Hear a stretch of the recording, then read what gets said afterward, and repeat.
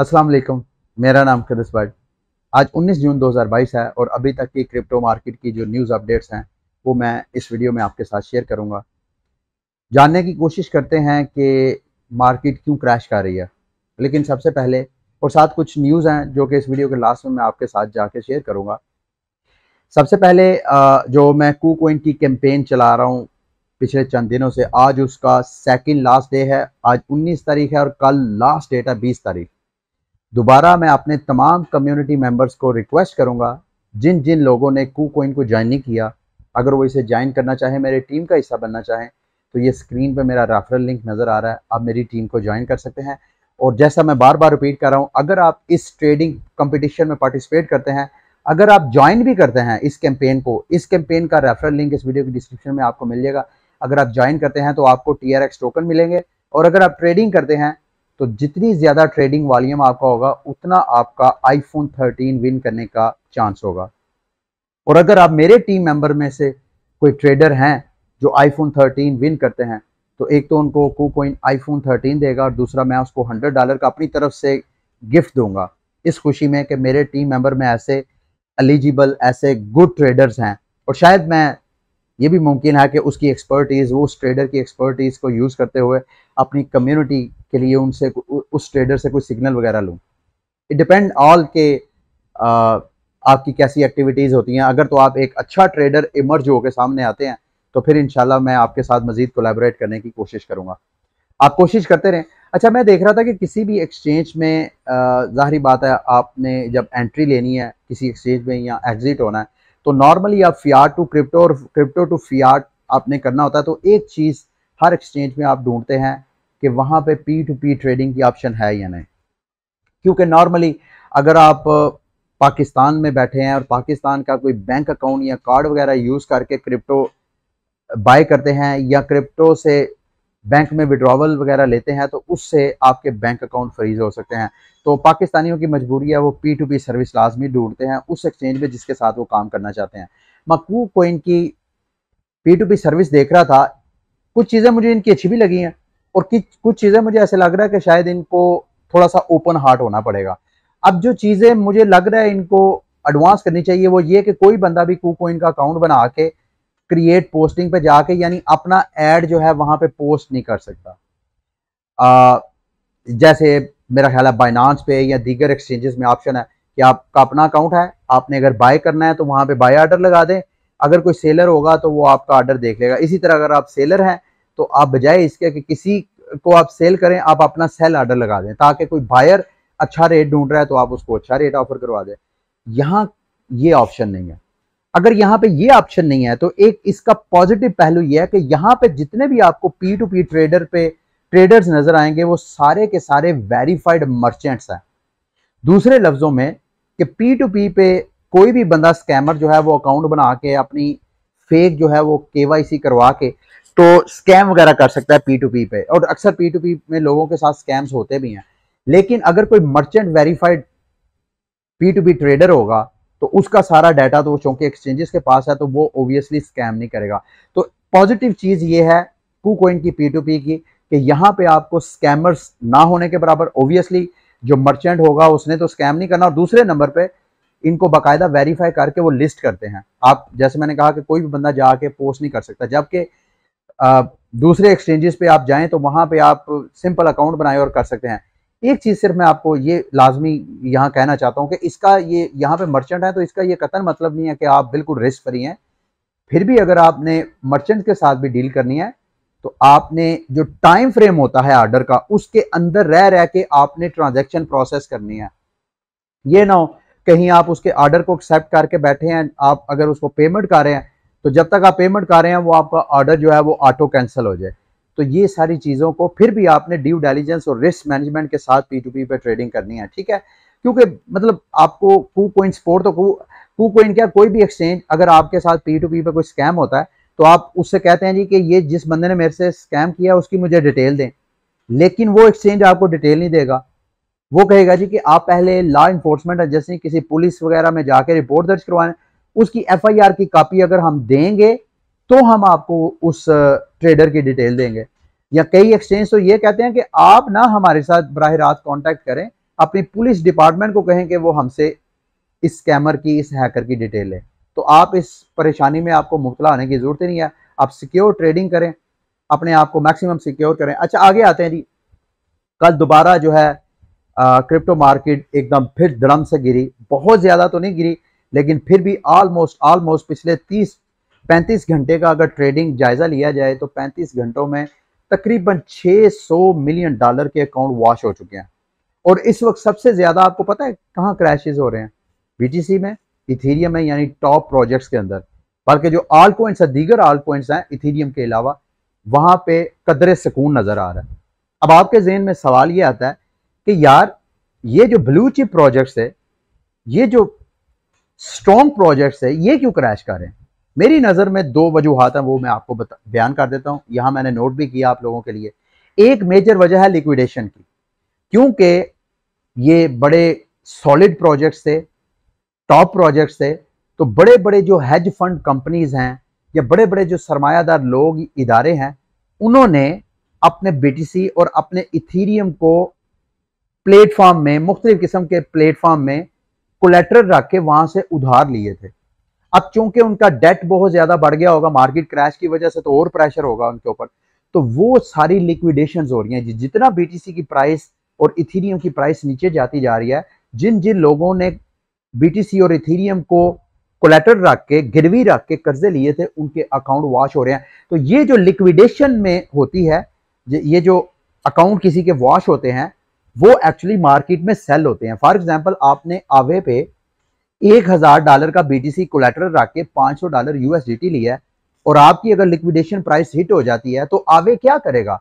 आवे आपका वो 500 जो डॉलर की वर्थ का बीटीसी है, वो मार्केट में सेल करके अपने जो नुकसान है उसको कम से कम करेगा। तो ये जितनी जहां जहां लिक्विडेशन हो रही है, उन लिक्विडेशन की ये सेल ऑफ आपको मार्केट में नजर आता है। जो ये मेरी सेंस है, मैं उसके मुताबिक कह रहा हूं। दूसरा, ऑब्वियसली दीगर फैक्टर्स भी हैं जिनको हम पिछले कई दिनों से डिस्कस कर रहे हैं, जो मार्केट में पैनिक है उस वजह से। इसके अलावा जो बड़ा मेजर फैक्टर मुझे नजर आता है वो है माइनर्स। मैं चार्ट वगैरह को स्टडी कर रहा था। इस वक्त ये देखें कि माइनर्स का एक्सचेंजेस में जो इनफ्लो है, यानी माइनर्स जो है अब हिम्मत हार चुके हैं, और माइनर्स क्या कर रहे हैं? अपने प्रॉफिट को कैश आउट करवा रहे हैं। माइनर्स भी ये बिलीव करके बैठे हुए थे कि यार बीटीसी जो मर्जी हो जाए, हिस्ट्री में कभी ऐसे नहीं हुआ कि बीटीसी ने अपने लास्ट ऑल टाइम हाई से नीचे कभी ड्रॉप हुआ हो। और इस वक्त जब मैं वीडियो बना रहा हूं, बीटीसी ने अपना जो last time all time high बनाया था 2017 में, दिसंबर 2017 में, जो कि 19,700-800 के करीब था, बीटीसी उस प्राइस को ब्रेक करके नीचे चला गया। अब नीचे गया, एक तो लिक्विडेशन हुई, और दूसरा माइनर्स भी एतमाद अपना खोते जा रहे हैं, और वो एक्सचेंजेस में उन्होंने फंड्स इनफ्लो किया, और जैसे कहीं उनको अच्छी प्राइस मिलती है, वहां पे वो सेल आउट होकर मार्केट से आउट हो रहे हैं। एक चीज और नोट करने वाली है, वो भी मैं आपके गोश गुजार करना चाहता हूं ताकि आप जहन में रखें। हैश रेट, मैंने पिछले दिनों आपको बताया था कि क्रिप्टो मार्केट बेयर है, लेकिन हैश रेट अपना ऑल टाइम हाई बना रहा है। अभी अगर आप चार्ट का जायजा लें, ये देखें हैश रेट जो कि ऑरेंज लाइन से रिप्रेजेंट कर रहा है, तकरीबन पिछले 2-3 हफ्ते से हैश रेट भी डाउन होता जा रहा है। ये दूसरे लफ्जों में इसका क्या मतलब है? इसका मतलब यह है कि जो बीटीसी माइनिंग करने वाले सारे इदारे हैं पूरी दुनिया में, वो बीटीसी की जो रियल कास्ट है, उस कास्ट से एक्सपेंसिव उनको पड़ रहा है। तो अब वो क्या कर रहे हैं? अपने जो माइनिंग फैसिलिटीज हैं उनको शट डाउन कर रहे हैं। सारी की सारी माइनिंग सिस्टम को शट डाउन नहीं कर रहे, लेकिन उनमें से ऐसे माइनर्स को जो पुअर परफॉर्मेंस दे रहे होंगे, उनको वो शट डाउन कर रहे हैं ताकि उनके बिजली के एक्सपेंस है जो कम किया जाए। ये दूसरे लफ्जों में मैं कहना ये चाह रहा हूं कि बीटीसी की प्राइस अगर अपनी रियलाइज प्राइस या कास्ट प्राइस से नीचे ट्रेड होती रहेगी, तो ये आहिस्ता आहिस्ता माइनर्स भी जो है मार्केट से आउट होते जाएंगे। माइनर्स मार्केट से आउट होते जाएंगे तो नया सेल प्रेशर मार्केट में आएगा, बीटीसी की प्राइस और सेल होगी और क्रैश होगी, और एक अजीब किस्म का पैनिक होगा। और अगर इस तरह होगा तो हैश रेट डाउन होता जाएगा। हैश रेट तो डाउन होना ही है। जब माइनर्स को जो उसकी बिजली की कास्ट है, जब बीटीसी ने वो ही नहीं देनी, तो माइनर अपना सेटअप क्यों लगाएगा? तो जब ये माइनिंग सेटअप भी क्लोज होना शुरू हो जाएंगे, तो मार्केट में एक नया प्रेशर जो है वो डेवलप हो सकता है। ये मेरी असेसमेंट है, जरूरी नहीं ऐसा हो। और इस पैनिक के एनवायरनमेंट के अंदर कभी एक वक्त था जब बीटीसी ने नवंबर के महीने में अपना ऑल टाइम हाई बनाया था। उस वक्त टॉप 10 क्रिप्टो करेंसीज के अंदर सिर्फ एक स्टेबल कॉइन जो था वो टॉप 10 में शामिल था, वो था यूएसडीटी का टेथर। और टेथर की इस वक्त जब हम वीडियो बना रहे हैं, टेथर के अंदर से भी जो रिडम्पशन है, जो लोग सरमाया है वो निकाले हैं। ये उस वक्त जब नवंबर की बात थी, उस वक्त मेरा ख्याल है टेथर का बैलेंस कोई 80 अरब डॉलर के करीब इसका मार्केट कैप था। अभी मैं जब वीडियो बना रहा हूं तकरीबन 68 बिलियन के करीब है। यानी यूं समझ लें कि लाइक 12 अरब डॉलर, 10 से 12 अरब डॉलर टेथर से निकल चुका है। अब इस बेयर इन्वायरमेंट के अंदर अगर आप टॉप 10 क्रिप्टो करेंसीज का जायजा लें, माफ कीजिएगा, उसमें आपको 3 तो स्टेबल कोइन नजर आ रहा है। इस वक्त टॉप 3rd जो क्रिप्टो करेंसी है वो है टेथर यूएसडीटी, उसके बाद चौथे नंबर पे है यूएसडीसी और छठे नंबर पे है बीयूएसडी। यानी लोग अब पैनिक होके, कुछ लोग तो मार्केट से मुकम्मल आउट हो रहे हैं और कुछ लोग जो है स्टेबल कोइन में इन्वेस्टमेंट सेव करके बैठे हैं कि जैसे ही कोई अच्छी प्राइस उनको नजर आती है, जैसे ही क्रिप्टो मार्केट का कोई बॉटम उनको नजर आता है, कोई कंफर्मेशन कहीं से मिलती है, तो उसके बाद वो अपना ये सारा स्टेबल कोइन जो है वो दोबारा इन्वेस्ट करेंगे। यहां एक चीज मैं आपको सिर्फ बताना चाहता हूं आगे बढ़ने से पहले कि 2017 में, या 2017 ही की मिसाल ले लें, 2017 में जब क्रिप्टो मार्केट ने एकदम अपना ऑल टाइम हाई बनाया था 19,700 और उस 700, और उसके बाद जब मार्केट क्रैश की थी, उस वक्त मार्केट का जो सबसे पॉपुलर स्टेबल कोइन यूएसडीटी था, आपको पता है उसका मार्केट कैप कितना था? Less than $1 billion. Less than $1 billion. ये दोबारा सुने, उस वक्त स्टेबल कोइन टेथर का टोटल मार्केट कैप $1 बिलियन भी नहीं था।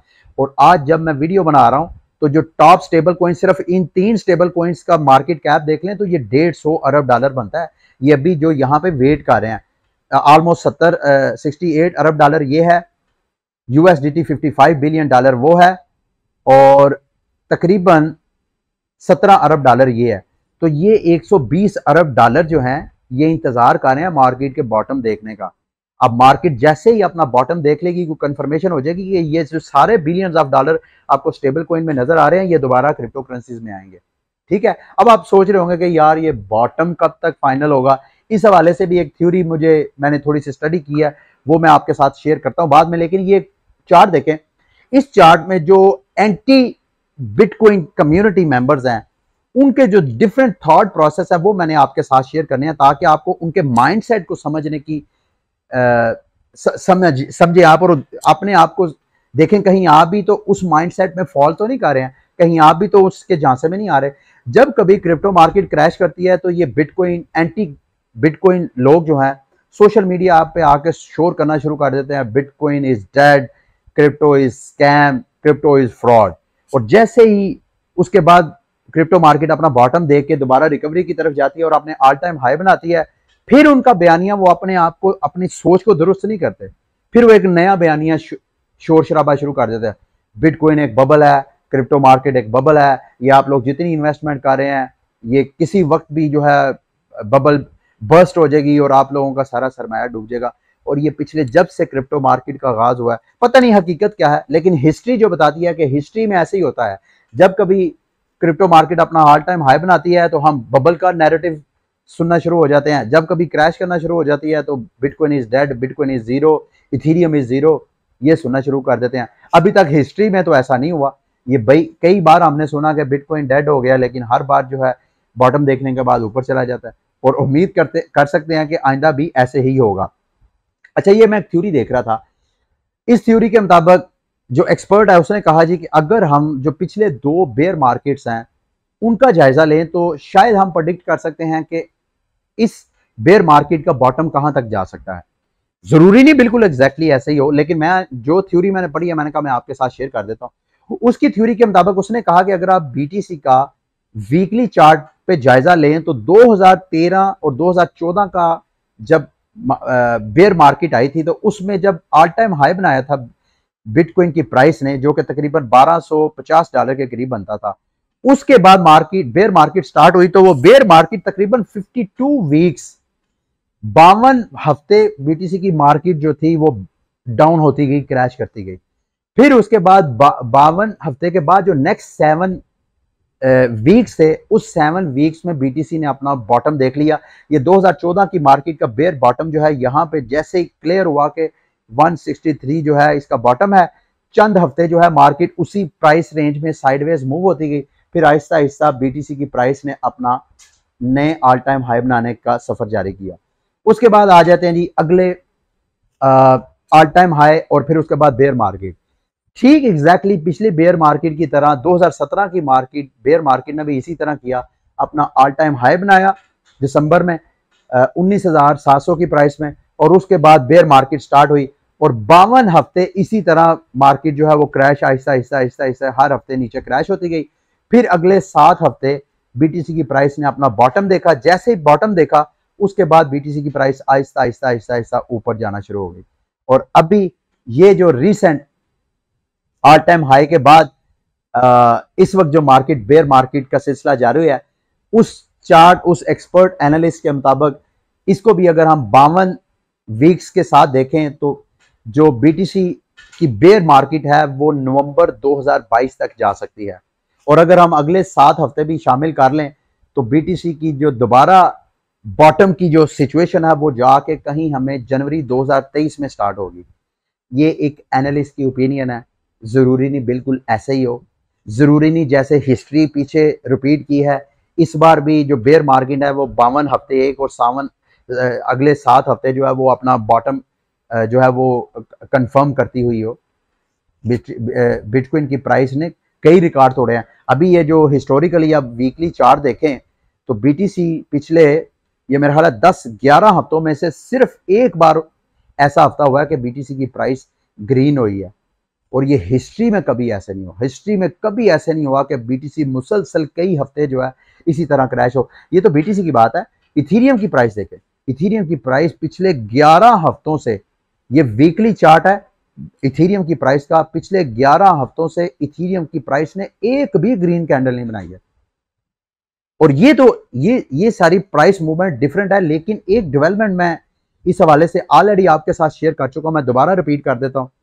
इस साल एक्सपेक्ट किया जा रहा था कि अगस्त के आखिरी हफ्ते में जाके इथीरियम जो है प्रूफ ऑफ वर्क से प्रूफ ऑफ स्टेक की तरफ कन्वर्ट हो जाएगा। अभी ये लेटेस्ट अपडेट ये है कि इथीरियम का ये जो मर्ज है, यानी पुराना इथीरियम नए इथीरियम के साथ जब मर्ज होगा, वो हैज बीन शेड्यूल्ड, वो शेड्यूल हो गया मिड सितंबर टू लेट सितंबर, क्योंकि ये जो ब्लॉकचेन अपग्रेड वगैरह होती है होनी होती है, इनकी जो ब्लॉक नंबर होता है उसको बेस बना के, तो इस वजह से डेट कंफर्म नहीं है। जैसे ही हैश रेट चूंकि ऊपर नीचे होते रहते हैं, इस वजह से वो खास ब्लॉक रेट जो है जब वो आएगा उस वक्त वो मर्ज जो है वो फाइनल हो जाएगा, जिसको एक्सपेक्ट किया जा रहा है कि शायद सितंबर के मिड और शायद लेट जो है वो सितंबर यानी सितंबर के एंड में जाके हो। वैसे तो मैंने पीछे जो लेटेस्ट अपडेट पढ़ी थी उस अपडेट के मुताबिक तो इसको अगस्त में होना चाहिए था, और मेरी प्रेडिक्शन भी यही है। तो अगर ऐसे होता है तो इथीरियम की प्राइस जो इस वक्त आपको लोएस्ट प्राइस पे ट्रेड होती हुई नजर आ रही है, तो इथीरियम की प्राइस के लिए ये एक बहुत बड़ी बुलिश न्यूज़ है। मैं चाहता हूँ उस हवाले से आपको पता होना चाहिए। अच्छा जी, कल सीजी ने अपनी भी इस बेयर मार्केट के हवाले से ओपिनियन का इजहार किया। अगर आप इंटरेस्टेड हैं तो मैं बता देता हूँ। उन्होंने कहा जी कि मेरा ये तीसरा बेयर साइकिल है जिसको मैं ऑब्जर्व कर रहा हूँ, वॉच कर रहा हूँ। 2013 BTC ने अपना ऑल टाइम हाई बनाया, $1,000 से ज्यादा उसकी प्राइस गई, उसके बाद बेयर मार्केट आई, प्राइस $200 तक क्रैश हो गई। उसके बाद 2017 का $20,000 प्राइस गई, फिर मार्केट क्रैश हुई, प्राइस जो है वो 3,000 की रेंज में चलेगी। अभी 2021 में 68,000 BTC की प्राइस गई और लोएस्ट प्राइस जो है वो 20,000, अब तो 18,000 पे चले गई है।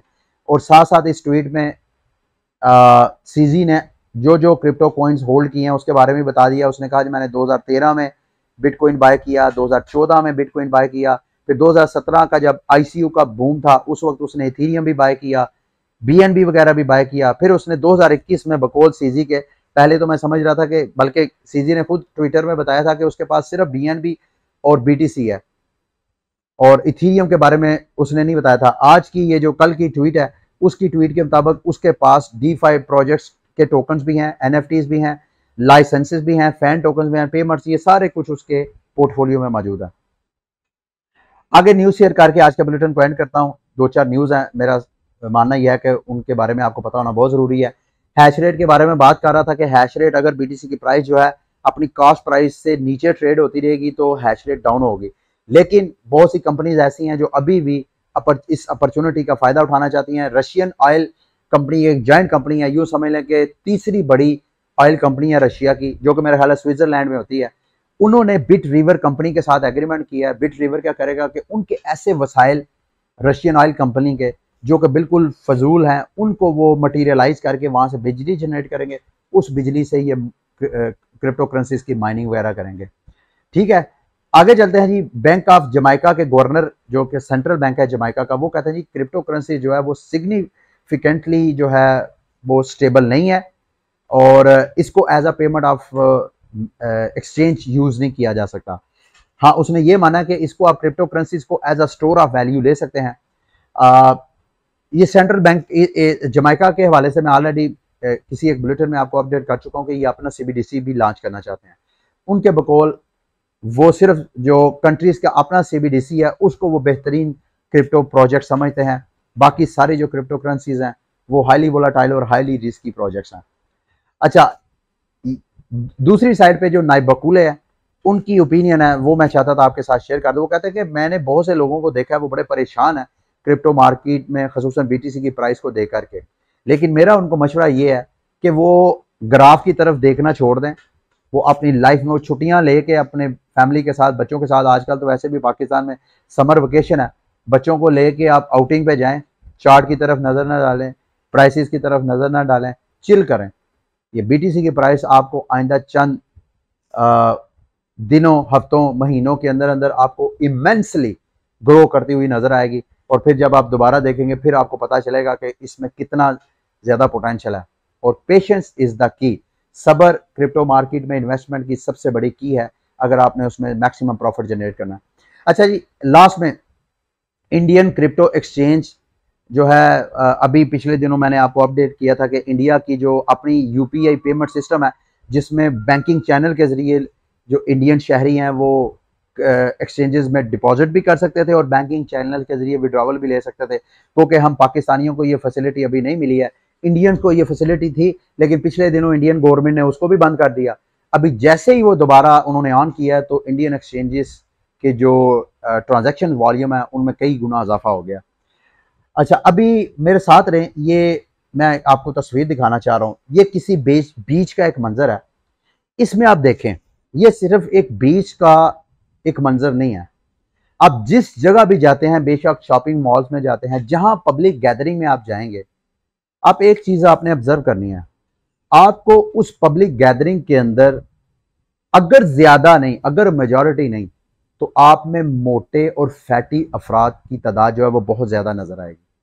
लेकिन अगर आप आज से कोई 40 साल 50 साल पहले की इमेजेस, फोटोज देखें, जो कि एक दो मैं आपको दिखाता हूं।